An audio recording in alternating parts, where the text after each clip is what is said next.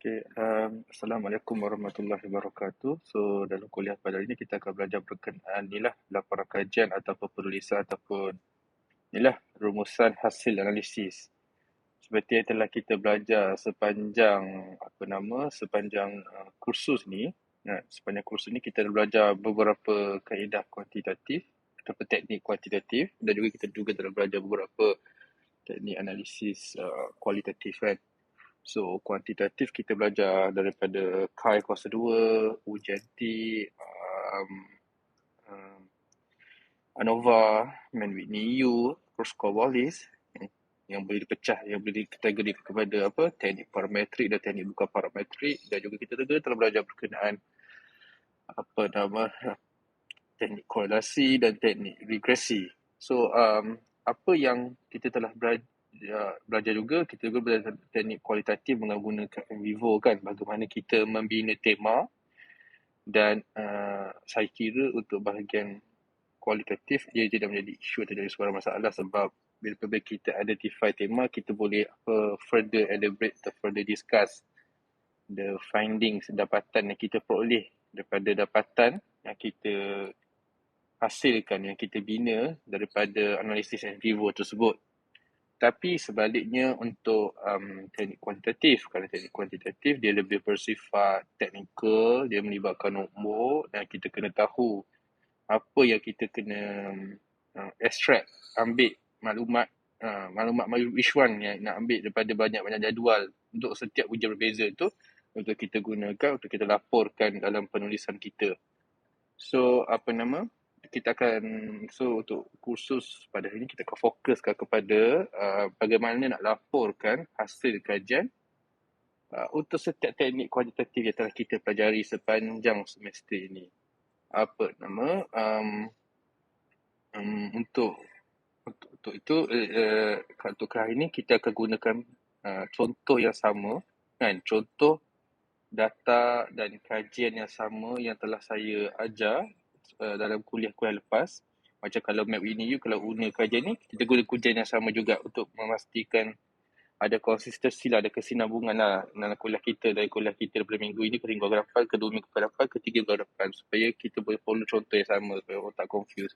Okay, so maksudnya di sini, apabila anda melihat slides yang akan saya share nanti dengan anda, nanti bagaimana cara laporkan ni, anda boleh saja rujuk nota-nota saya lepas sebab ini berdasarkan data dan kajian yang sama. Jadi kita boleh tengoklah macam mana ke mana kita interpret, jadual mana kita interpret, kita ambil data maklumat apa, bagaimana kita laporkan tu. Sepanjang nota bab berapa, dari bab 1 hingga bab 14 ni, saya pakai contoh kajian dan data yang sama. Jadi supaya anda semua tak confuse lah, supaya anda boleh ikut, ada kesinambungan, ada daripada nota yang saya ajar pada kuliah yang pertama ke minggu akhirnya, ke 14. So, itu tujuan saya lah. Okay. So, untuk sebelum kita beralih arah ke macam nak laporkan kajian tu, saya kena cerita sikit kan. Apabila kita cerita sikit berkenaan ni, confidence level, significance level ni, apabila kita kita nak decide kan, contoh kalau kita run test korelasi, kita tahu sama ada IV tu ada hubungan tak dengan DV kan. Dia ada beberapa tahap signifikan yang berbeza, tahap keyakinan yang berbeza.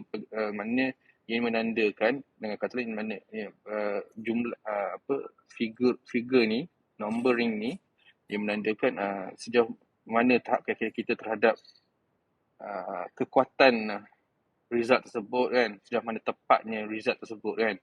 Itu bahasa mudah dia lah, dan ada beberapa tahap berbeza dekat sini. Macam ni, ini yang paling rendah lah kan, 5%, mana 95% kita beryakin dengan result tersebut, lebih kurang. So, dan ni 99 point, 99%, okay.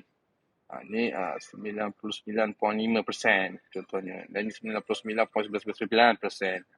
Kita yakin, maknanya ini paling rendah tahap confidence level, ini paling tinggi tahap confidence level, paling tinggi tahap confidence level dia. So, adakah ini bermakna ini memberi impact, kesan kepada macam mana kita kata, adakah kita memberi kesan kalau kita kata hubungan ni mempunyai hubungan signifikan ke tak. Kan? Tidak.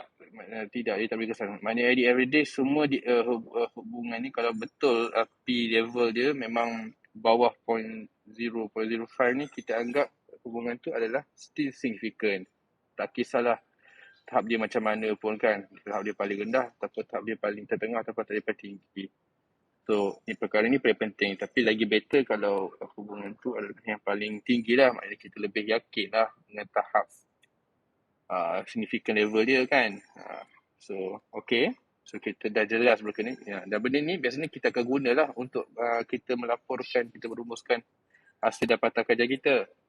Okay. So, pertama ni kita akan pergi ke KAI kuasa 2. Okay. So, KAI kuasa 2, seperti yang kita belajar dalam kelas, masa kita belajar KAI kuasa 2, kita pakai contoh kerja sama. Okay. So, ada dua table dekat sini. Kita akan fokus. Dua table dekat sini. Pertama, table chi-square ni, chi-square test ni, dan kedua adalah symmetric measure ni. Okay.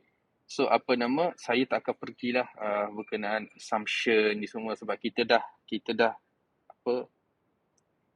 belajar kan berkenaan kenapa masa bila kita, macam mana kita tengok sama ada dia fulfill tak assumption tu. Masa bila kita akan guna Yates continuity correction, masa bila kita akan baca result Pearson chi-square kan.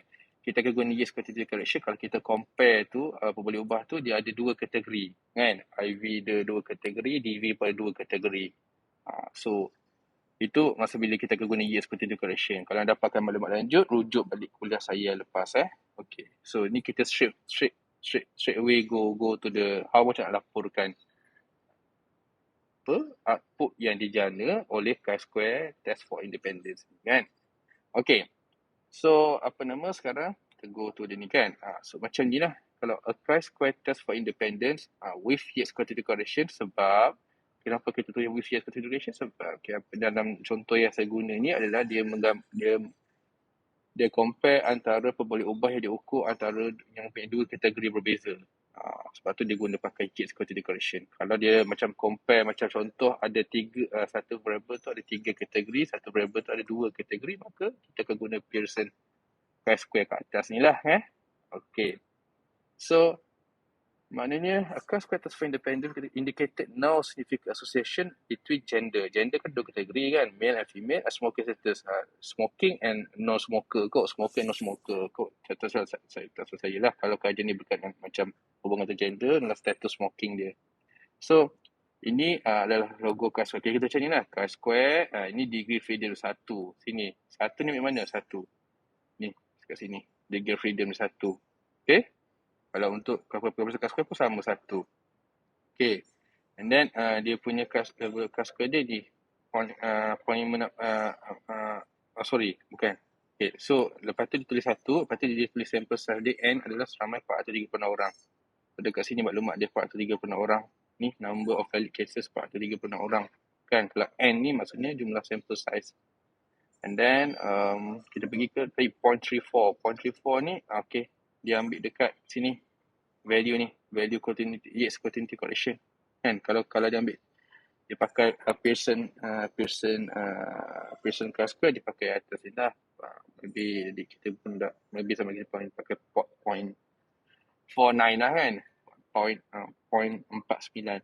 Okay, so ni adalah sinilah kan. Ini chi-square, 3 film 1, sampel satunya adalah bersamaan dengan 0.34 yang ambil kat sini. Okay. And then P adalah sama 0.56. Maknanya dia tak signifikan P 0.56 ni. Kalau P 0.56 tak signifikan, tengok banding BP. BP dia dekat sini. Ni. Continuity correction ni, significant level dia asim.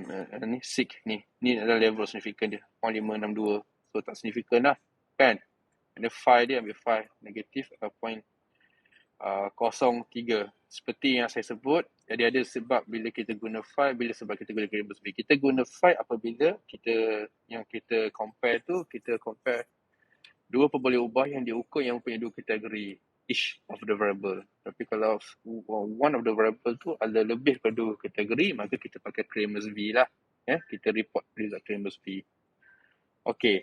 So, ini cara dia kita nak report. Kalau ada significant association, tulis, buang perkataan no, indicated there is a significant association. Ada hubungan yang significant antara gender dan status merokok. kan. S2 lah, sambung macam biasa, macam ni. So, ini contoh bahasa dia. Hujan chi-square kuasa 2 dengan Yates continuity correction menunjukkan terdapat hubungan signifikan antara gender dan inilah antara gender dan status merokok. Tu semua ni. Kan?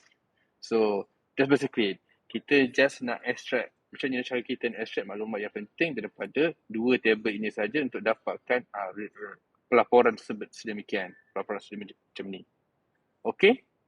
So, this is the macam saya nak report laporan ni lah. Kai kuasa 2. Tapi kalau kita tengok kalau macam tak pakai Yates continuity correction, apa kata kalau kita ukur smoking status tu kan, kita tadi smoker and non-smoker kan, sekarang kita tukar non-smoker, past smoker, current smoker. Jadi 3 kategori lah. Bila 3 kategori kita pakai Kramer's V lah.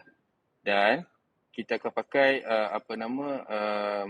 Allah Akbar, kita akan pakai Pearson's chi-square lah kat atas.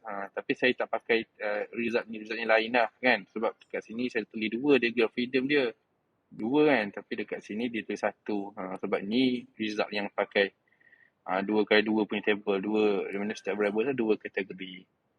Okay. So, dia macam ni je lah kan. So, okay. So, macam tu lah. Okay, when you settle untuk kai kuasa 2, simple saja. So, and then kita akan pergi ke macam mana kita laporkan dapatan Man Whitney U. Okay, dapatan Man Whitney U. Okay, biasanya Man Whitney U kita akan tengok satu table ni. Table ni penting ni, kan? Ini ada nilai Man Whitney U. Kita akan tengok Z-score ni untuk kita kira Z-score berapa, kan? Sama ada effect size dia, small, medium or large, kan? And then kita tengok level significant level dia. Okay, so kita go through. And then ni result dia. Man Whitney test reveal tak ada significant difference dalam self-esteem levels of male dengan female. Dia tengok apa beza antara jantina dengan tahap self-esteem dengan tahap self-esteem. So, seperti kita tahu, Man Whitney U dan Kruskal's Wallis adalah teknik yang dikategorikan bahawa teknik bukan parametrik. Bila dia bukan parametrik, dia guna median punya score. Kan? Kalau teknik parametrik, kita gunakan mean punya score. That's why dia guna ni lah. Median dia dapat 35. Okay, and dia 184. And 184 maknanya dia pergi approach 184 lelaki lah yang participate dalam kajian dia ada 184 orang. Dan perempuan, median terperempat 34.5 dan ada 232 orang perempuan terlibat dalam kajian dia. So ada perbezaan dua ni lah kan. Male and female kan. Then, this is the median score dia, 21594 kan. Ni, 21594 memang linear U dia. Okay. And then Z dia, setelah dia kira, saya takkan go through lah berapa, bukan, sorry, ni bukan kira, ni Z score dia ambil dari LCD je. Negatif 1.23 dia bundarkan kan, 7 ke 2 ni kan, 3 lah kan, 1.23. And then P dia 0.22, kat sini level dia, P 0.22, P 0.22. And then R ni 0.06. R ni yang dikira Z score, sama ada result ni adalah significant atau untuk menentukan sama ada effect dia tu, kesan dia adalah kesan dia adalah significant ataupun tak significant. So bila kita dapat jumlah R 0.06 ni kan, bila kita dapat jumlah R 0.06 ni, ini maksud kat sini kita mungkin boleh tambah satu ayat. Okay, since the R is 0.06, kalau adalah hubungan signifikan, kalau there is a significant difference lah kan. Kalau P dia bawah 0.05 paling kurang ataupun 0.01 ataupun 0.01 macam saya sebut di awal-awal kuliah ni kat sini, level berbeza ni kan. Kalau di bawah kat sini, maka P level dia, significant level dia memang bawah daripada paling kurang bawah 0.05 ni kan, 5% paling kurang dia punya tahap confident level ni itu ataupun 95%, kita boleh kata kita confident dengan result tu, bahawasanya hubungan kita kaji tu boleh buat tu adalah significant ke kita akan katalah reveal there's a significant difference lah antara male dengan female. Dan kita boleh katalah, kita sambung satu ayat lagi sampai tadi kita kata R square ni ada 0.06 sekarang ni. So dan ni boleh dikategorikan sebagai apa? Large, small or medium. Kita sebutlah kat situ. So jadi lengkaplah macam mana cara kita nak report result Man Whitney U ni. So and then sekarang kita pergi ke cross cohort list. So cross cohort list basically almost the same like Man Whitney U. Cuma ni dia akan pakai dua table ni lah kan, sebab dia macam kalau kita ingat balik cross cohort ni dia compare 3 group dan lebih dengan DV yang ada lah. So sekarang ni dia compare 3 group, ada 3 peringkat umur berbeza, 89, 34, 45 ke atas kan. So and then ni jumlah sample size masing-masing untuk setiap group lah. Dan ni mean rank dia lah kan. Dari sini dari sekali glance through, kita sekali tengok ni, kita nampak dah ini paling tinggi sekali mean rank dia. Ni paling tinggi sekali ranking dia, ni tengah, ni paling rendah lah kan. So and then kita report kat sini lah test statistik kita chi-square dia, legal freedom dia and dia punya significant level. Kalau tengok significant level dia 0.014. So kalau 0.014 ni dia kategori ke bawah confidence level yang kalau kita tengok balik confidence level dia 0.014 adalah inilah 0.014 lebih dekat kedua. Maknanya agak bagus jugalah dia punya confidence level tu kan. Maknanya list start adalah paling rendah kan. 0.01 mana kita boleh confident dengan 99%. Result tu kita boleh confident tahap significant level dia. Itu maksud dia.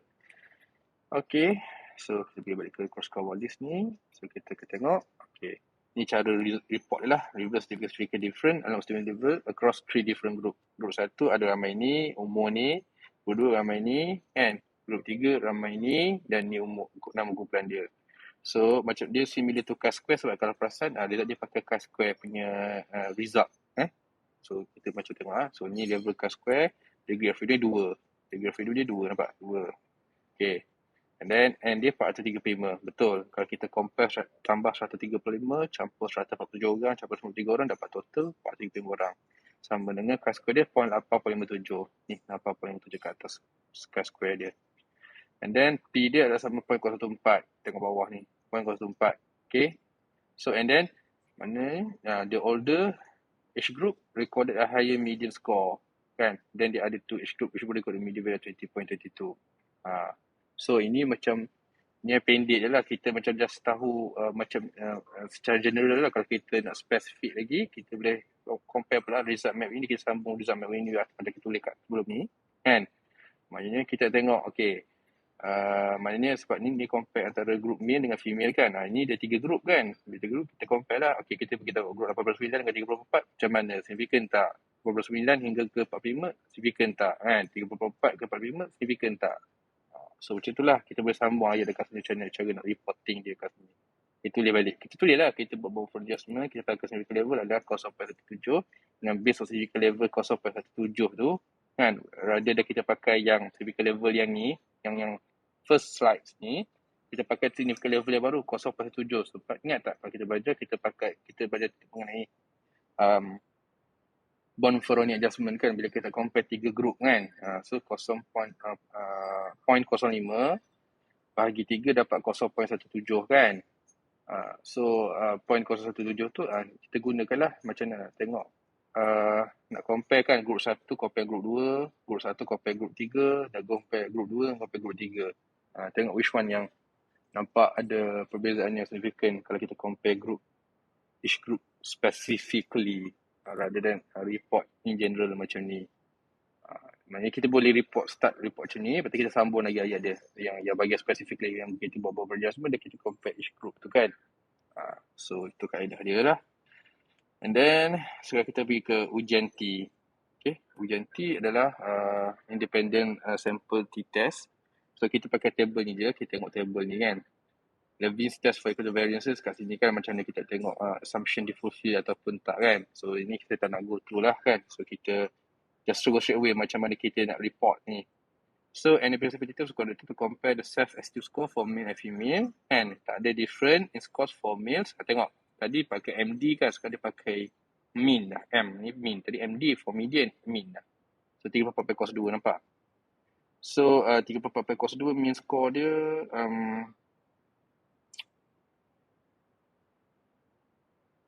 table mean score dia kena generate satu table lagi. Saya tak masuk ke dalam slides. Tapi tak apa. Benda tu ada saya ajar dalam kuliah lepas kat mana kita tengok mean score dia tu. So kita ambil kat situ lah mean score dia. Okay. Mean 3.02 dan standard deviation 14.1. Dekat table satu lagi biasanya ada maklumat ni. Kita ambil ni lah, mean score dengan standard deviation dia. Atau standard deviation sisi sampai awal lah. Okay, and then T dia 434 sama dengan 1.62. Okay, kalau kita tengok T-score dia, ni 434 degree of freedom dia, 434, and then T-score dia 1.62. So 434 kan, degree freedom dia 434 dan T-score dia, ujian T dia 1.62 lah. Level dia P.11. P.11. So sini signifikan dia. Dia pakai result atas sebab mungkin sebab apa? So sebab assumption dia fulfill kan, sebab kat sini lebih pada 0.05. Dia minta kerja value. Lebih kita pakai row atas.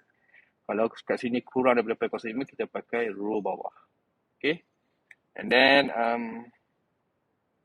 ini the magnitude of the differences in the means tu, mean difference dia 85, 95% So dekat sini, dekat ujung ni 0.85, and then ada 95% punya confidence punya interval. Okay, kat sini CI dia maknanya negatif 1.8 dan negatif 0.18 hingga 1.87 range dia. So kita macam was very small. Ada cara nak kira ETA squared dia 0.06. Dalam kuliah lepas kita belajar. Jadi ni just a matter of put it into words kan, macam kita report dia. Just ikut je macam ni cara nak reporting tu. So macam ni lah cara dia, kaedah dia kan. Kita kena bagi tahu semua benda. Ni kaedah ni, cara report ni adalah kaedah universal yang digunakan pakai oleh kesemua researcher apabila mereka buat ujian chi-square, buat ujian T. Macam ni cara reporting dia. So macam ni lah. Okay. So dengan result ni kalau kita tengok tak ada significant difference lah kan. Kalau significant difference sedap sikit kan. Mungkin ETA square dia medium ataupun large kan. So okay. And then sekarang kita pergi ke kaedah ni lah. Kaedah ANOVA pula. Bagaimana cara report kan. Ujian T dah. So kita pergi ke kaedah ANOVA. So ANOVA kita pakai dua table ni kan. Table ni, yang ni penting, kita tengok signifikan dia signifikan tak, dan kita tengok mean square dia berapa kan, degree of freedom dia berapa, dan subsequent ni tu kita buat kira sama ada hubungan tu, kita effect dia tu sama small, medium atau large kan. And then kita tengok 2 key HSD punya test, kita dah tengok which group compare dengan which group yang signifikan. Macam saya ajar daripada lepas, kalau kita compare macam group 89, kita compare dengan group 45 plus, dia signifikan sebab ada logo asterisk ni kan. 30.44 dia compare dengan dua-dua group nampaknya tak signifikan. Kalau kita ulang balik ni kan signifikan kan dengan 45 bulan. 45 dia compare dengan 49, signifikan 49. Nampak sama dia. So dia cross dia kan. So this is the output ANOVA yang kita gunakan untuk kita sampaikan report dalam bentuk words ni. So, kita tengok balik kan. Ni panjang sikit Okay, ni a one way BT group analysis of variance, namanya bahasa pendek ANOVA lah kan. Adalah dilakukan untuk tengok impact of age terhadap level of optimism kan.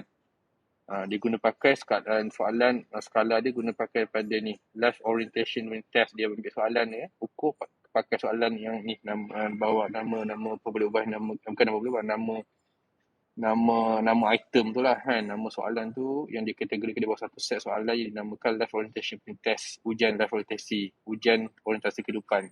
Okay, so divided ke 3 groups. Ni 3 group dia, ke umur dia kan. Dan ada sedikit juga difference, ada P.05 level. Kenapa P.05? Sebab dia ni 0.1 ni kan. So dia anggap signifikan. Sorry, bukan kat sini. Dia tengok dekat sini. Dia tengok dekat betul lah dekat sini. Sorry, dekat sini 0.1. Okay.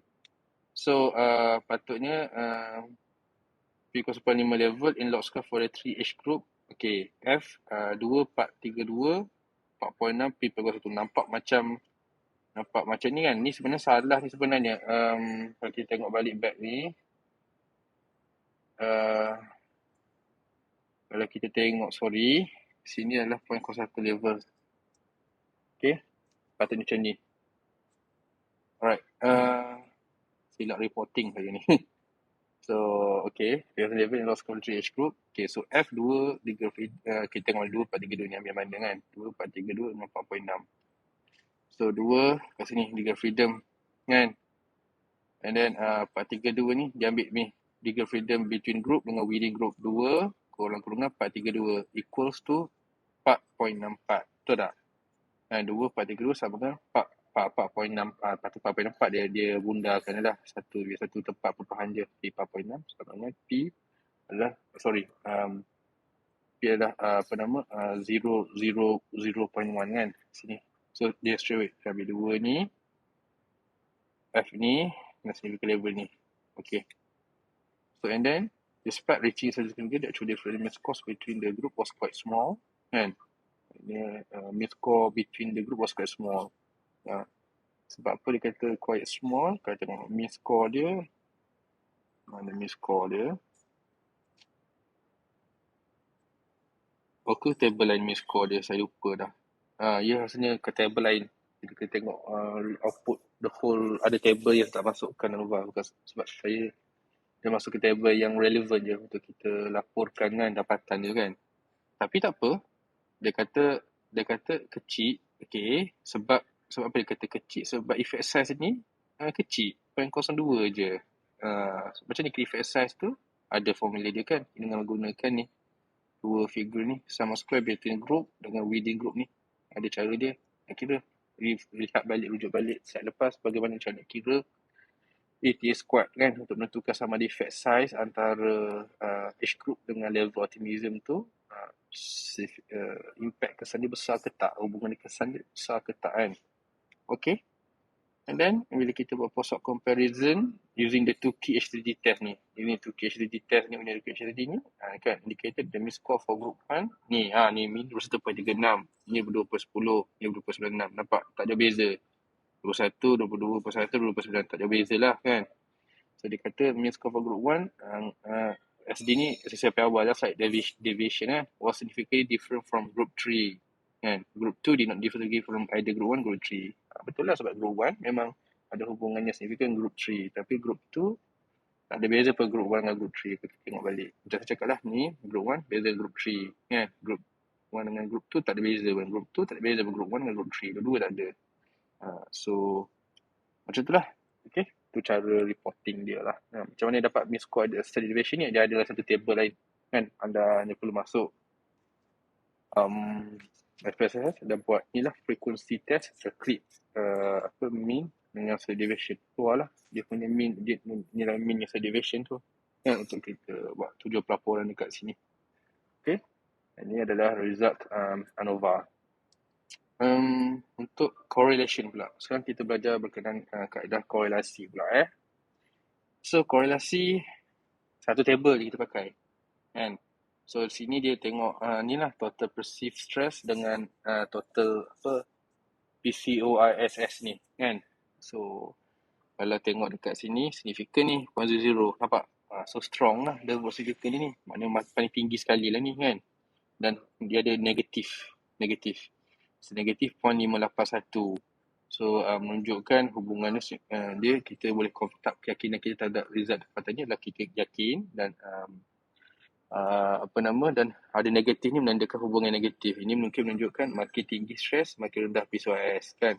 Makin rendah stres makin tinggi total PCOS. Itu maksud hubungan negatif dia. So kat sini relationship between perceived control internal states and perceived stress was using Pearson correlation coefficient ni, and then prognosis were potential tak ada violation of assumption of tak ada normality kan. Sebab sebelum kita nak jalankan kaedah korelasi kita kena check normality dulu kan. Macam banyak lagi kan, bukan macam-macam, maknanya banyak lah. Ada setiap kaedah ada assumption of normality yang dia perlu capai lah kan. So kita bercakap macam ni jugalah cara tulis report dia. And then dia kata there was a strong negative punya correlation between two variables dengan R 0.58 serta 426 ada pakai P 1. Sebab ni paling tinggi sekali kan. Kalau kita tengok balik slide pertama. Okay. P 0.01. Nampak? Ni paling tinggi sekali. So strong lah kan. So So, apabila kita kata tengok R.158, sini ada ambil kan? R negatif 0.58. So, bila kita tengok dekat sini, R negatif 0.58, N ada 426, kan? Dekat sini kat N dia 426 orang, kan? 426 orang.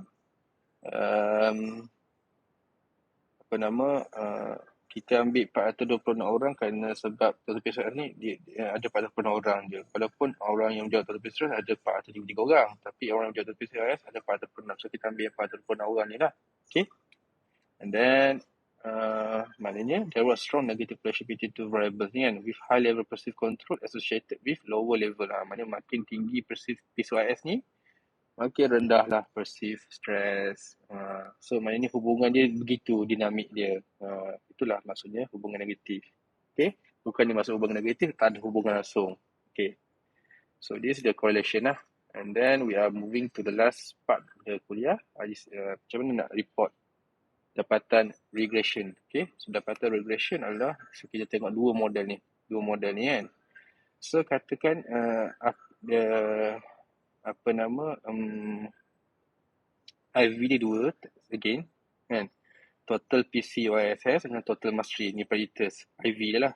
PCOS ada dua, dan total perceived stress ada satu lah, DV kan. Okay, so ada 3 variable lah in total kan. So dalam model summary ada 2 IV, satu IV pertama, IV kedua, dan DV kan. So kalau kita tengok the whole model tu, kalau ada 2 IV, satu 2, and then 3 DV kan. Maknanya R square the whole model explained by the model tu adalah sebanyak 0.46, ni lah kalau kita tukar percentage 46.8%. Variance total perceived stress sebanyak 46.8 diterangkan atau boleh sumbangkan oleh total PCOS dan total mastery ini. Adakah model itu signifikan? Tengok dekat jadual tulis ANOVA ni, memang signifikan 0.00, paling kuat sekali lah. Macam sebut dia kan, yang kat bawah sekali kan, yang set pertama kat bawah sekali tu 99.99% kita boleh confident dengan tahap significant level of this output lah kan. So apa nama, so mana signifikan lah kan. Tapi kalau kita nak tahu antara total mastery ni dengan total PCOS ni, mana yang satu yang lebih kuat sumbangan dia dalam menerangkan variance total perceived stress ni, kita tengok dekat ni lah, standard coefficient beta ni. Beta ni total mastery, total PCOS kan. So kalau kita tengok mana tinggi, negatif 4.36 ke negatif 4.24, maknanya negatif 4.24 ni lah mesti dah paling tinggi kan total mastery. Total mastery, tengok signifikan dia, signifikan tak? Signifikan. Okay, yang ni pun walaupun dia agak rendah daripada total mastery, tapi still signifikan juga. So keduanya mempunyai hubungan yang solid lah dengan hubungan dia mempunyai hubungan dan memberikan kesan hubungan memberikan kesan atau impact yang solid lah terhadap DV dia kaji ni, total perceived stress ni dengan dua-dua IV ni kan.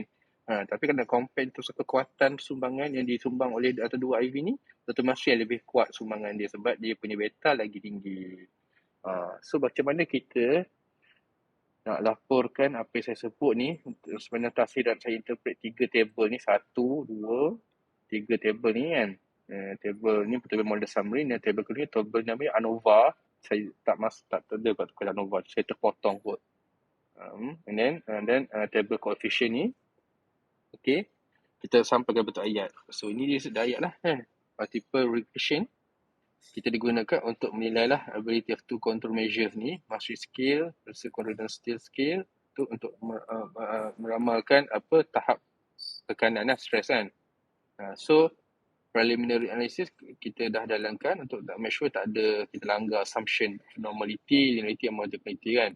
So total variance yang diterangkan by the model, keseluruhan model tu ada, bila ada kita ambil kira kedua IV dan TDV, the model as a whole adalah 64.4%. Saya salah tulis ni, nampak gaya ni 64.4. Oh betul, bukan 64.4, kita ambil ni R square ni 46.8 ni. Okay, silap saya terbalik. So sepatutnya dekat sini adalah 46.8. Okay, adalah 46.8. 46 terbalik nombor, 46.8%. Okay, so F adalah 2, 4, 2, 3, dia pakai degree of freedom lah dekat sini. So kat sini 2, sebab ni. Ini part 2, 3. 3 freedom dengan residual dia. Okay, 2, 4, 2, 3 sama dengan F score dia 186.341. Okay, sorry. Dekat sini nampak ni, dia terpotong nama Nova. Ni Nova. Okay. So 2, 4, 2, 3. And then F score dia 186.341. Kalau tengok balik ni, 2, 4, 2, 3, 186.344. Okay. P, sebagai level 0.001 tadi lah. Okay, kita pakai yang atas tadi punya level tu kan. So, although PSS also makes significant contribution, okay. Of these two variable kita uji kan, ni, yang mastery skill dengan PCOIS ni, mastery makes the largest contribution. Dengan, with, ni lah, bukan with positive impact, with negative impact, okay. With negative impact and relationship. Sebab kenapa? Sebab beta dia negatif. Sebab beta dia negatif sekarang ni. Beta negatif. Negatif 0.42. Kan? Orang sama negative contribution with negatif juga impact and relationship juga. Okay? So, negative impact and relationship. So, sebab kita tengok negatif 42 dengan 37, ni paling tinggi sekali lah. Dari dua ni tahap confidence level sama kuat, tapi beta dia lagi tinggi total mastery. So, macam ni lah basically kaedah bagaimana kita nak report result multiple regression kan, regression secara amnya kan. Okay. So, setakat ini saja kuliah kita pada hari ini. Terima kasih kerana sudi mendengar. InsyaAllah kita akan jumpa lagi dalam kuliah kita yang terakhir pada minggu ke-14 nanti. Assalamualaikum warahmatullahi wabarakatuh.